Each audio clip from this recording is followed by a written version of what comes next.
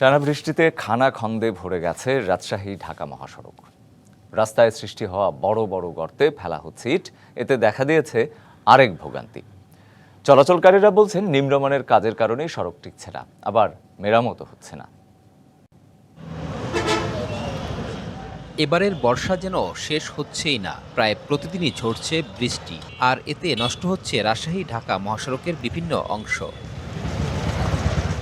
রাজশাহীর বেলপুকুর বানেশ্বর ঝলমলি এলাকায় বিটুমিন উঠে বড় বড় গর্ত সৃষ্টি হয়েছে। চরম ভোগান্তি পোহাতে হচ্ছে চলাচলকারীদের। বর্ষাকালে বৃষ্টির কারণে রাস্তাগুলো ভেঙে গেছে, কিন্তু কোনো মেরামতের কাজ হচ্ছে না। একদম বিচ্ছিরি অবস্থা, যে রাস্তাতে চলাফেরাই করা যায় না। রিক্সা, ভ্যান বা অটো দুর্ঘটনা হচ্ছেই কম বেশি। প্রতিনিয়ত প্রচুর অ্যাক্সিডেন্ট হয় এই রাস্তাগুলোতে। রাস্তাঘাটের অবস্থা খুবই খারাপ, গাড়ি চলাচলের সমস্যা হচ্ছে। একই অবস্থা নাটোরের হরিশপুর বাইপাস ও বনপাড়া বাইপাস এলাকারও। বড় বড় গর্তে চাকা ঢুকে অকেজো হয়ে পড়ছে যানবাহন, দেখা দিচ্ছে যানজট।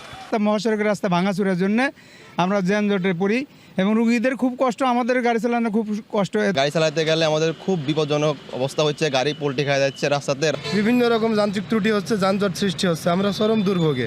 রাস্তাঘাটের যে পরিস্থিতি, এই পরিস্থিতির টাইম ম্যানেজ করতে পারতেছি না। নাটোরের বনপাড়া থেকে সিরাজগঞ্জের হাটিকুমরুল টোল সড়কের অবস্থাও নাজুক। ওয়ালটন এখন দেশের সীমানা পেরিয়ে পৌঁছে গিয়েছে 50টিরও বেশি দেশে। ওয়ালটন, ঘরে ঘরে বিশ্বজুড়ে। ইতিমধ্যে কিন্তু মেরামত কাজ শুরু করেছে।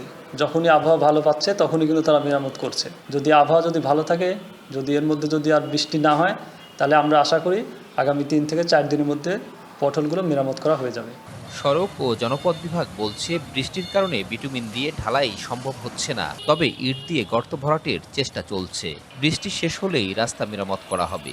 সর্বোচ্চ আমাদের প্রচেষ্টা রয়েছে, যেখানেই রাস্তা বৃষ্টিতে ভাঙছে আমরা সেখানেই মেরামত করছি। ইনশাল্লাহ আশা করতেছি যে জনদুর্ভোগ হ্রাস করবে। সড়ক ও জনপথ সর্বদা জাগ্রত রয়েছে।